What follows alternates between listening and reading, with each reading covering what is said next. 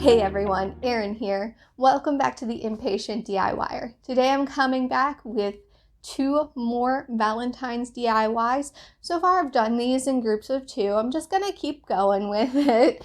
Once again, these are DIYs that are mostly made with things from the dollar store, so super budget friendly and also pretty easy to put together, so I hope you guys enjoy. Okay, these 2 boxes are the first DIY that we're going to be making for Valentine's Day today. So you're going to take one of these boxes that you can get at Dollar Tree. This one just so happens to say blessed. These Valentine's treat bags.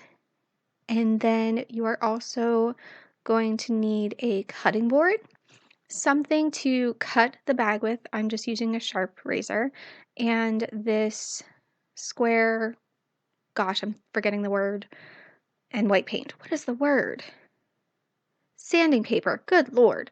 Okay, so first thing you're going to do is you're going to cut off the top of your box that you got from Dollar Tree. Now, all you really need to do is score it a couple of times with your straight razor and it pops right off. It's a pretty clean line too, but you're just going to use your sanding, good Lord, sanding square to sand that down a little bit and make it flush with the rest of the box. And we're just going to paint over that later, so you won't even be able to tell. So this is another one that I got from Dollar Tree. Cut off the tops of both of them. This one had like a chicken on the top. And I'm just using that white acrylic paint and painting over the back of this. And I ended up painting the sides and the top and everything like that later, just because I felt like it just kind of made everything look a little bit fresher. I think it took me a total of 3 coats with using my heat gun in between to cover all of the design on the back of that. Probably would have been less with chalk paint, but this is all I got right now. So once all of that is covered, you're going to take your treat bags, and what I'm going to be doing is putting 4 of those hearts in the back that we just painted white. So I first took the 2 treat bags apart. You get 2 of them for $1, which is really, really nice, and they come in red too.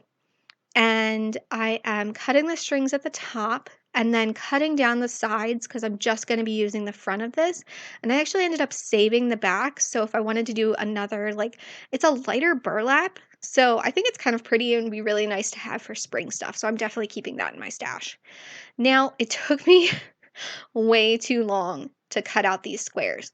Now, what I would recommend doing is taking your square, measuring it like I did just there, measuring this out, probably drawing it out, and then cutting it with just regular scissors instead of your straight blade, because I ended up cutting out 4 squares because I was just not happy with how half of them looked.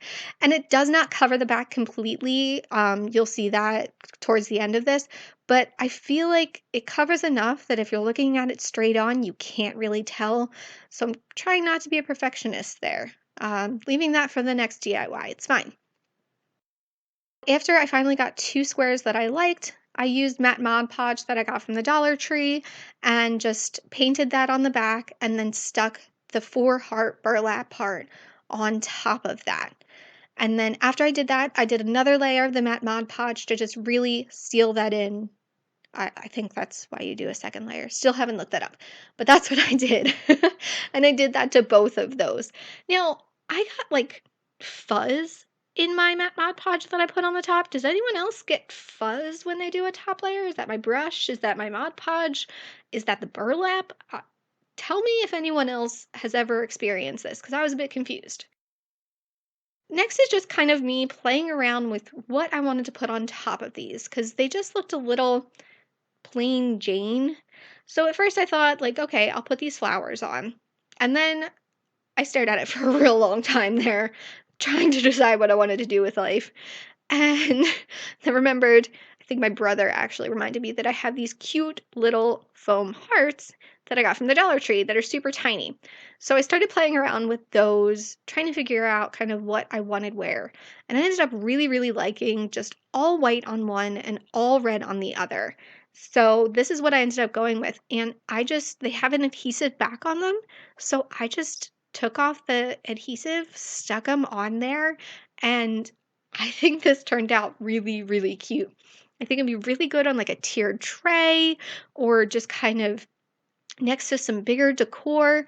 but I think I really like this. I think you could do alternating colors. You could do all red, all white, whichever you really want. And like I said, these bags also come in red, and you would get 2 reds. So if you wanted to do white hearts and pink hearts on those, because I really didn't like the way the pink ones showed out on this, I think that there's a lot for you to play with. I think that this would also look good with some twine on it.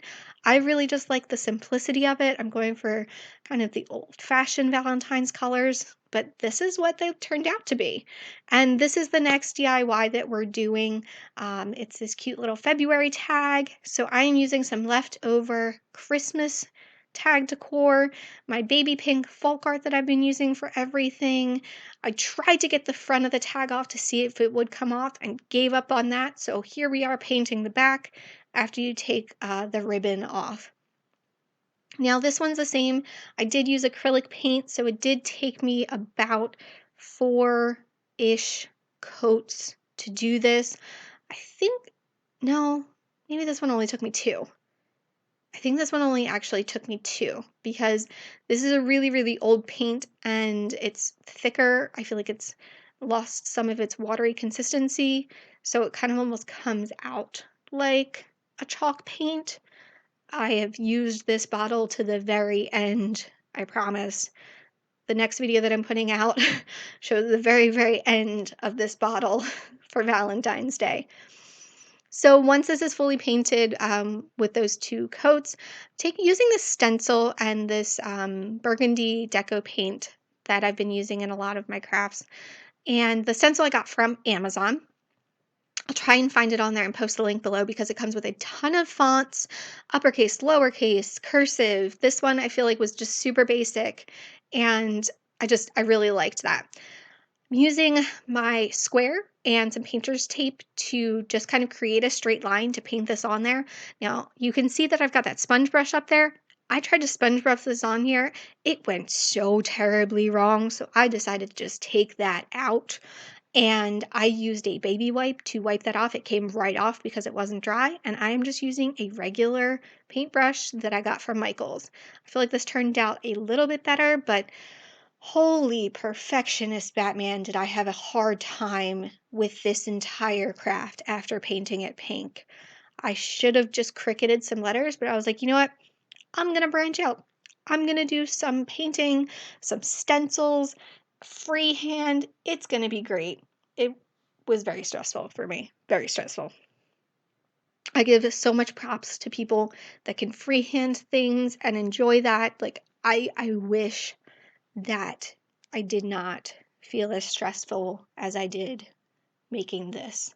Luckily, I was watching some really good HGTV the entire time I did this, or it probably would have had me walking away and needing some chamomile tea, but Good Bones, HGTV, great show. Let me know if you watch that show. Love Mina. Oh, makes me so happy.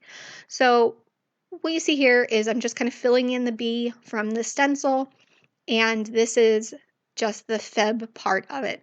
I did go back in with some pink paint and clean up some things, made the Feb a little bit darker, but that was really it. Then I took that painter's tape and used it to create my straight line for my 14.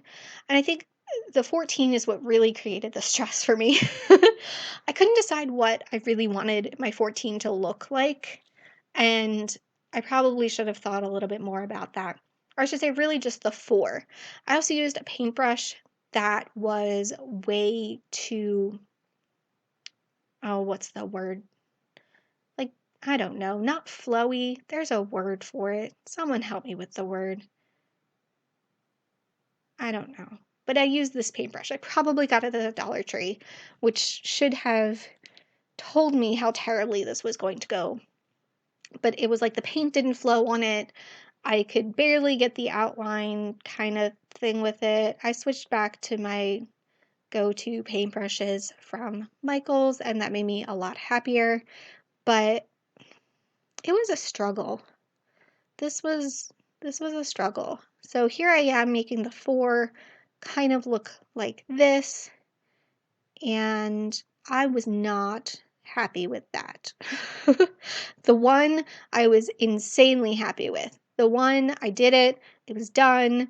I painted it a little bit to make it darker, and that was it. Here you can see I was like, screw the 4 and the way that it looks. I was touching up some of the feb while the 4 dried, and then I'm going to just completely redo the 4 or just the top half of the 4. For some reason, I could not wrap around my brain around what would look nice. So you guys have to tell me when I'm done all of this, if you think the 4 turned out okay and I should have just stopped while I was ahead, that I'm being way too much a perfectionist here. It's just a Dollar Tree Valentine's craft. But I think it took me like an hour to do this, and it should not have taken me an hour to do this. I really like how it turned out. I will say that. I really, really like how this turned out. So once I finally finished that and left it there overnight, came back the next day with this same twine that I've been using on most of my Valentine's crafts that I got on sale after Christmas at Michael's.